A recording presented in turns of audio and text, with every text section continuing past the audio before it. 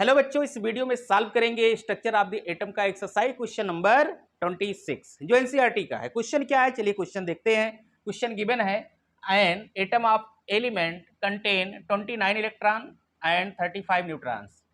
Deduce first दिया है the number of protons और सेकंड क्या कह रहा है कि electronic configuration of the element.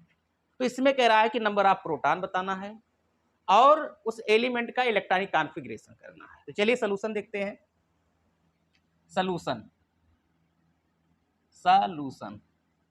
तो सॉल्यूशन में क्या है, कह रहा है कि कितने इलेक्ट्रॉन हैं, नंबर ऑफ इलेक्ट्रॉन कितने हैं, नंबर ऑफ इलेक्ट्रॉन्स हैं 29 और न्यूट्रॉन कितने हैं, नंबर ऑफ न्यूट्रॉन्स कितने हैं इसमें 35। भाई इलेक्ट्रॉन देख रहे हैं कितने हैं 29 है, न्यूट्रॉन्स कितने हैं 35। तो नंबर ऑफ प्रोटॉन बताना है, तो प्रोटॉन कितना होगा। देखिए न्यूट्रॉन कितना 35 है, इलेक्ट्रॉन क्या है 29 है। तो जानते हैं कि अगर कोई न्यूट्रल एटम है, न्यूट्रल एटम मतलब जिसपे कोई चार्ज ना हो, तो जितने इलेक्ट्रॉन होते हैं उतने प्रोटॉन होते हैं। अगर न्यूट्रल एटम है तो जितने इलेक्ट्रॉन है उतने ही प्रोटॉन होते हैं। अगर कोई चार्ज है तब तो वहां प्रोटॉन क्या रहेगा, प्रोटॉन तो वही रहेगा, बट क्या होगा, इलेक्ट्रॉन चेंज हो सकता है। लेकिन अगर न्यूट्रल एटम दिया गया है तो number of electron equal to क्या होता है, नंबर ऑफ प्रोटॉन होता है। किस कंडीशन में, जब एटम क्या हो, न्यूट्रल हो, कोई चार्ज ना हो। तो इसमें पूछ रहा है, पहला यही कह रहा है द नंबर ऑफ प्रोटॉन्स, तो इसमें प्रोटॉन कितने होंगे फॉर न्यूट्रल एटम। किस एटम के लिए है ये, न्यूट्रल एटम के लिए है। और न्यूट्रल एटम के लिए क्या होता है, number of electrons equal to number of protons. तो इलेक्ट्रॉन कितने हैं 29 है, तो नंबर ऑफ प्रोटॉन क्या हो जाएगा, नंबर ऑफ प्रोटॉन्स कितना हो जाएगा 29। क्लियर।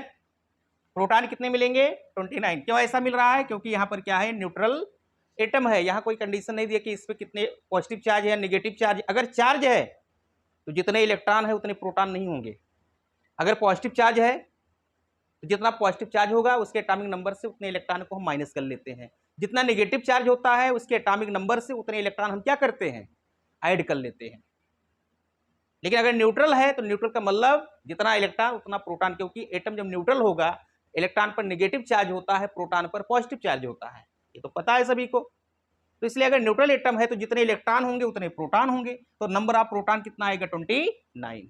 ये तो पहला आंसर हो गया। दूसरा क्या करें, electronic configuration of the element. Second में इलेक्ट्रॉनिक कॉन्फ़िगरेशन पूछ रहा है। इलेक्ट्रॉन कितने हैं 29 है, 29। अगर 29 की बात करें तो किस एलिमेंट के लिए है, ये पता होगा, कॉपर के लिए होता है। इसका इलेक्ट्रिक कॉन्फ़िगरेशन कर लीजिए। पहले क्या आएगा 1s2 2s2 2p6 3s2 3p6, फिर क्या आएगा 4s2 3d9। ये तो आप रूल के अकॉर्डिंग होता है, बट जानते हैं कि 29 वाला एलिमेंट जो होता है वो एक्सेप्शन है। अपनी स्टेबिलिटी को गेन करना चाहता, गेन करने के लिए क्या करता है, पड़ोसी से एक इलेक्ट्रॉन ले लेता है। जानते जो हाफ फील्ड या फुल फील्ड ऑर्बिटल होते हैं वो मोर स्टेबल होते हैं। तो क्या करेगा, यहाँ एस से एक इलेक्ट्रॉन ले लेगा, इसके पास एक बचेगा और इसके पास कितना हो जाएगा 10 हो जाएगा, S1 हो जाएगा और डी 10 हो गया। देखा डी क्या है, फुल फील्ड है, मोर स्टेबल। एस क्या है, हाफ फील्ड है, क्या है, मोर स्टेबल है। तो थोड़ा सा यहाँ ध्यान रखना है, एक्सेप्शन वाले क्वेश्चन है, एक्सेप्शन में जरूर ध्यान रखेंगे कि इसका इलेक्ट्रॉनिक कॉन्फ़िगरेशन क्या होगा, क्योंकि डायग्राम आप रूल से करोगे तो गलत हो जाएगा। तो यहाँ 3D सीरीज में देखेंगे, एक तो कॉपर है, दूसरा क्रोमियम है, ये दोनों एक्सेप्शन है, इसको ध्यान देकर करिएगा। काउंट कर लीजिए इलेक्ट्रॉन कितने, 2 2 4 6 10 2 12 6 18 1 19 10 29। तो 29 का करना था इलेक्ट्रॉनिक कॉन्फ़िगरेशन। क्लियर, नोट करिए। तो वीडियो अच्छा लगा और वीडियो को लाइक करें, शेयर करें, और चैनल पर पहली बार विजिट कर रहे हैं तो चैनल को सब्सक्राइब करके बेल आइकन को जरूर दबा दें।